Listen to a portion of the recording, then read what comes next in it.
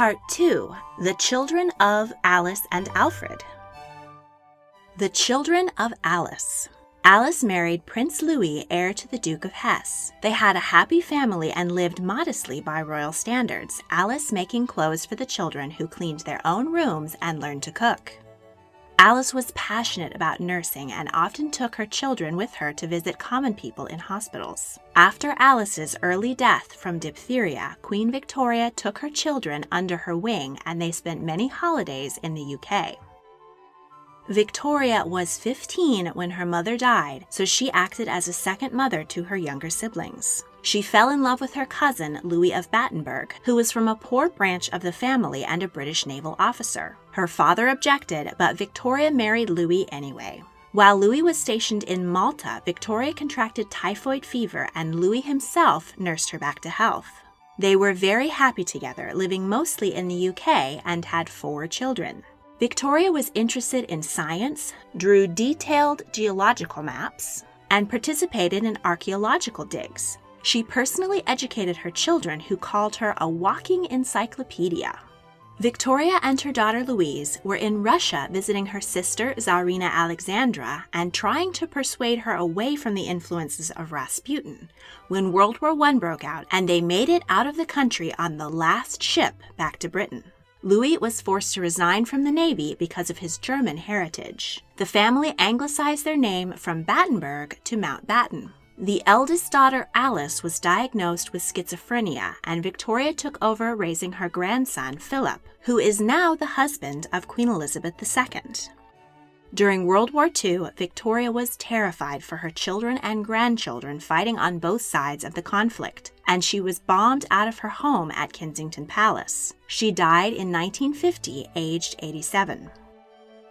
Elizabeth was charming, friendly, and considered to be one of the great beauties of her day. Among her many admirers was her cousin Wilhelm, who wrote her love poems, but she was unimpressed and rejected his proposal.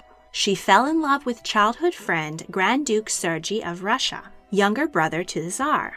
The couple bonded over love of art and religious faith, Elizabeth converting to Russian Orthodoxy.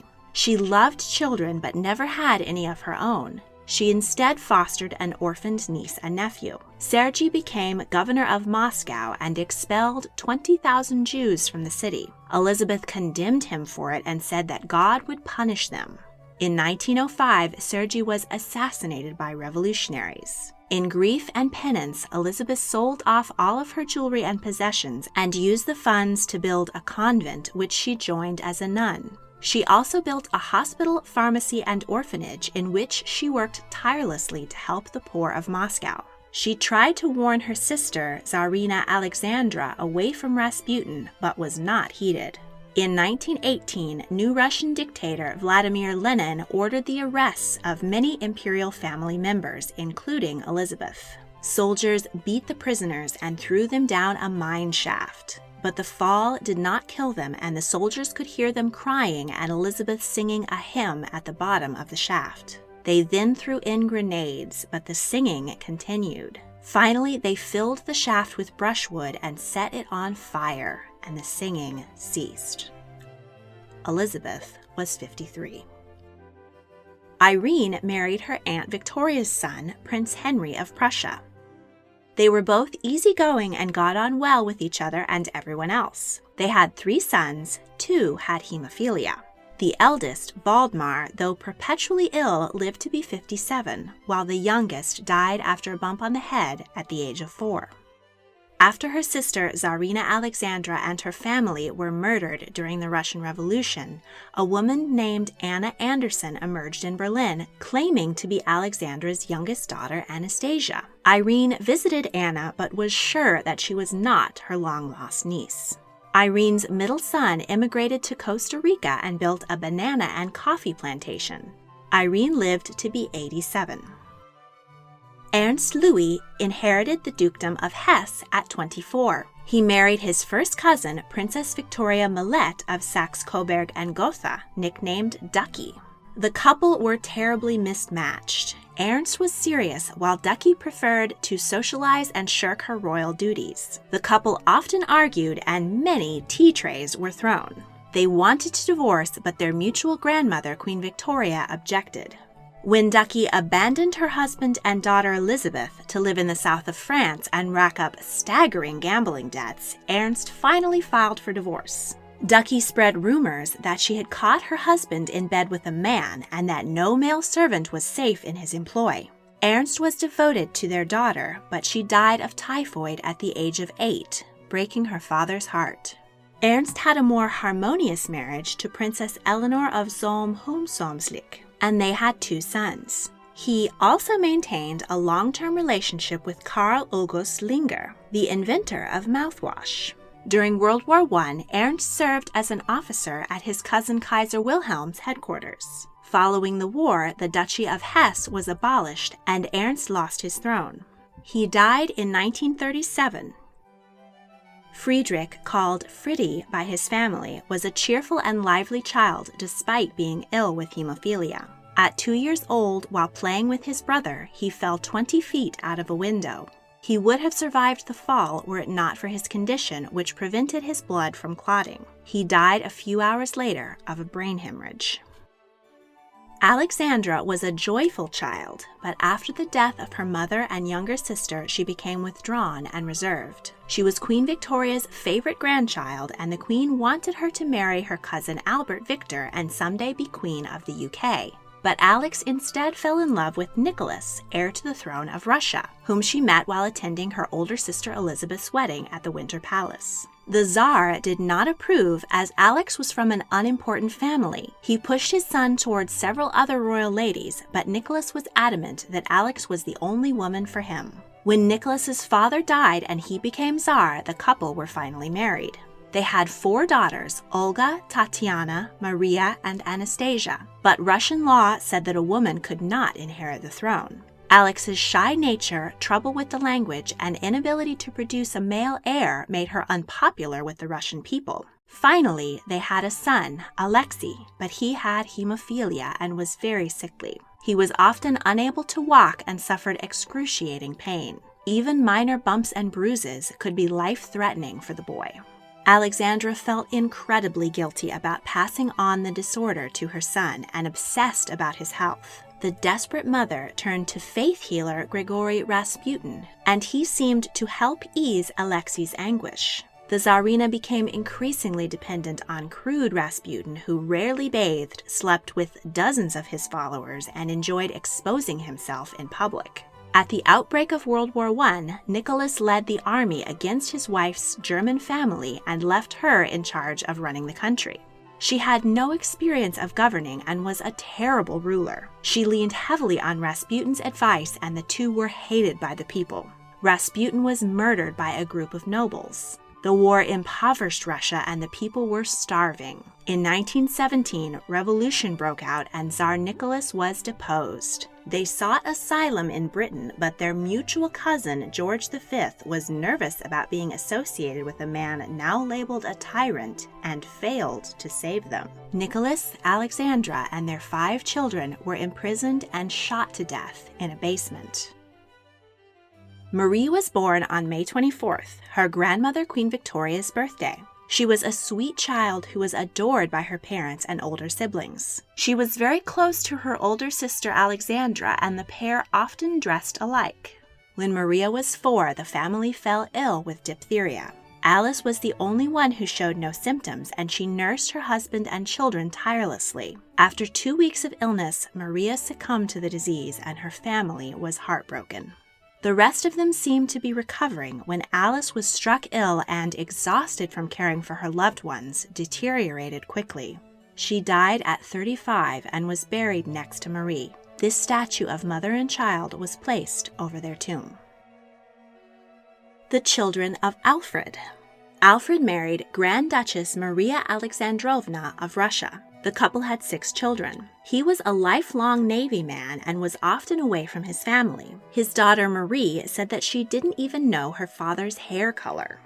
Their domineering and haughty mother was not particularly close to the children either. She believed in marrying her daughters young before they were old enough to think for themselves. In 1893, Alfred inherited the duchy of Saxe-Coburg and Gotha from his uncle and moved the family to Germany.